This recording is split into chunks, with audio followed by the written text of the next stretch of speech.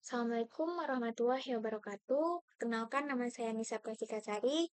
Saya dari perwakilan kelompok 2 ingin menjelaskan proses terjadinya Kamins. Nah, di sini kita langsung saja masuk ke dalam proses persiapan sistem. Artinya, ini merupakan baris yang kita gunakan untuk memulai sebuah session kita atau sesi kita. Supaya nih sistem tahu siapa yang sedang menggunakan aplikasinya. Jadi ini merupakan tahapan persiapan sistemnya. Dan dalam tahapan persiapan sistem ini, ada yang namanya koneksi database untuk mengkoneksikan atau menjadi acuan kita atau menjadi jembatan kita ke database kita. Karena kita mengambil data dari database sehingga data itu akan kita proses Kaminsnya. Kemudian baris ini itu memberitahu sistem bahwa hasil dari program ini tentunya akan dikirimkan dalam bentuk data, bukan tampilan halaman. Nah, jadi bentuknya itu harus diganti dalam bentuk JSON atau application agar hasilnya itu berbentuk data.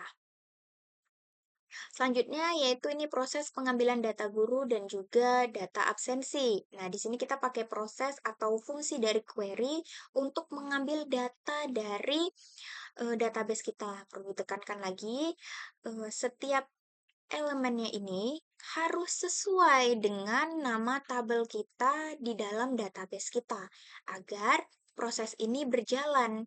Jadi kalau misalnya nama ini tidak sesuai dengan struktur database kita, maka proses kita tidak akan berjalan. Nah, ini merupakan tabel dari guru. Dan ini adalah isi tabel absensi kita yang akan kita gunakan dalam proses Kamins. Dan di sini kita mengambil data berupa data total hadir dan juga total cuti. Next. Nah, di sini merupakan fungsi dari menjalankan perintah database sehingga nanti data kita ini yang dijalankan menggunakan fungsi ini dan kemudian hasilnya akan disimpan ke dalam bentuk data yang dapat diproses nantinya oleh sistem kita. Oke, selanjutnya di sini kita akan memvalidasi jumlah data atau kita mau mengecek datanya. Yang dimana minimal kita membutuhkan 3 data guru. Sehingga jika datanya kurang dari 3 nih, maka sistem akan menampilkan kegagalan atau menghentikan proses serta menampilkan pesan kesalahan. Selanjutnya di sini kita masuk ke inisiasi Centroid awal kita. Nah, ini merupakan langkah kita yang menjadi acuan kita nanti. Yang dimana total hadirnya 22, cutinya 0, maka dia masuk ke dalam klaster pertama, yaitu sangat disiplin ya teman-teman. Kemudian jika hadirnya 15 dan cutinya 2, itu masuk ke dalam kelompok klaster kedua, cukup disiplin. Nah, yang terakhir jika hadirnya hanya 5 dan total cutinya itu 5, masuk ke dalam klaster ketiga yaitu kurang disiplin. Nah, ini sangat penting karena ini sentroid awal, ini akan menentukan gambaran awal 3 kelompok guru berdasarkan kehadiran dan izinnya nanti. Selanjutnya, kita masuk ke dalam pengaturan iterasi kita. Nah, di sini dalam pengaturan iterasi kita ini, barisnya kita atur nih, berapa kali sistem boleh melakukan pengulangan perhitungan dan menandai apakah hasilnya itu masih berubah atau tidak di bagian sini. Selanjutnya, kita mulai ke proses iterasinya. Ini merupakan aturan iterasinya. Baru di saat ini kita masuk ke proses iterasi dari Kamins ini tadi. Nah, di sini kita menggunakan perulangan while. Artinya, sistem akan terus memanggil perhitungan selama hasilnya itu masih berubah dan belum mencapai batas maksimalnya. Jadi kalau misalnya hasilnya itu masih terus berubah dan batas maksimal kita adalah 100, maka sistem masih bisa melakukan perulangan. Nah, selanjutnya kita menyiapkan wadahnya, menyiapkan tempatnya, yang dimana tempat inilah untuk menyimpan data guru tadi sesuai dengan kelompoknya. Inilah tempat kita menyimpan hasil data guru sesuai dengan kelompoknya. Selanjutnya kita masuk ke step penentuan klaster di setiap data. Artinya, di sini prosesnya akan dilakukan dengan cara satu persatu gurunya. Artinya, tidak akan terjadi penumpukan data atau bertabrakan data di setiap gurunya. Di mana kita tentukan bahwasanya X kita adalah total hadir dan Y kita adalah total cuti. Nah, saya tekankan lagi bahwa ini kita menggunakan data numerik yang artinya kita menggunakan data angka. Kemudian, kita masuk ke dalam perhitungan jaraknya. Nah, di dalam penghitungan jarak ini, itu kita hitung seberapa dekat data guru itu dengan masing-masing kelompoknya.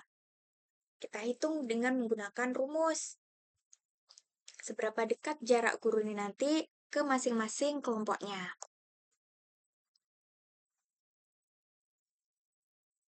Nah, kemudian kita masuk ke dalam menentukan kelompok atau menentukan kelompoknya sesuai dengan klaster terdekatnya. Nah, di mana di sini sesuai dengan klaster yang paling dekat.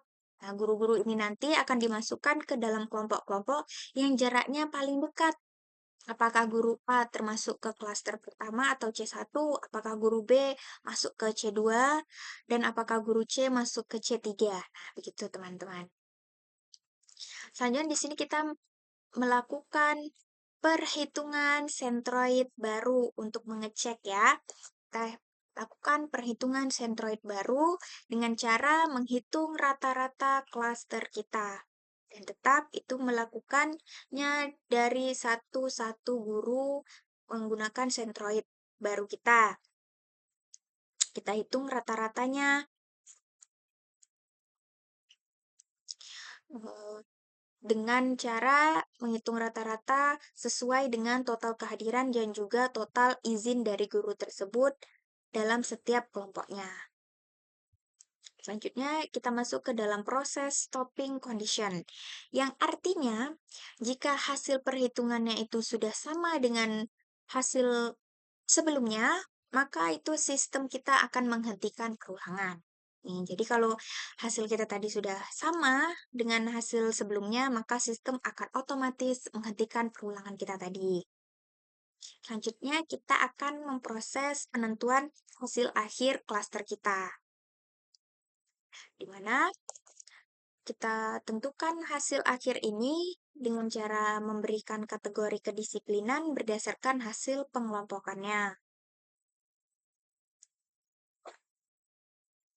Selanjutnya kita masuk ke dalam outputnya, yang dimana setelah hasilnya kita dapatkan, maka di sini kita akan masuk ke dalam proses pemberian label dan juga rekomendasinya sesuai dengan hasil jarak terdekatnya tadi. Apakah guru A itu termasuk ke sangat disiplin? Jika iya, maka rekomendasinya yaitu pertahankan performa. Jika dia termasuk ke dalam kelompok cukup disiplin, maka rekomendasinya adalah tingkatkan kehadiran. Dan yang terakhir, jika dia masuk ke dalam kelompok kurang disiplin, maka rekomendasinya yaitu perlu pembinaan khusus. Nah, di sini kita masuk ke dalam output atau menampilkan hasilnya ke dalam sistem kita. Ini fungsinya. Itu untuk menampilkan hasil akhir ke dalam sistem kita. Nah, hasil akhirnya itu nanti akan muncul di dalam sistem kita, yaitu di bagian dashboard admin dan juga dashboard kepala sekolah. Itu namanya adalah analisis performa. Mana ini belum kita lakukan Kaminsnya. Jadi bisa kita klik di bagian sini, jalankan clustering. Nah, muncul hasil clusteringnya. Di sini, pengujian masih dilakukan selama kurang lebih 3 minggu dengan total hari kerja aktif yaitu 10 hari. Total hadir guru dan guru-guru tersebut hadirnya sama semua belum ada yang cuti, sehingga untuk total hadir dan total cuti itu sama ke 10 guru dan mendapatkan kelompok klasternya yaitu cukup disiplin dengan rekomendasi yaitu tingkatkan kehadiran.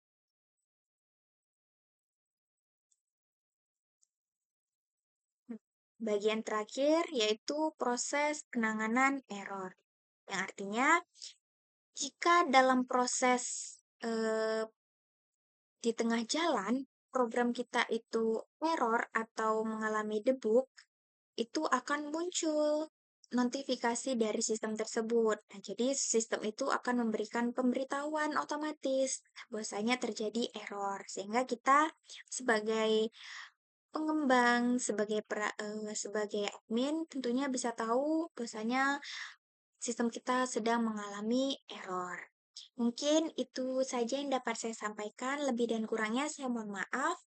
Saya tutup dengan wabillahi taufiq wal hidayah. Wassalamualaikum warahmatullahi wabarakatuh.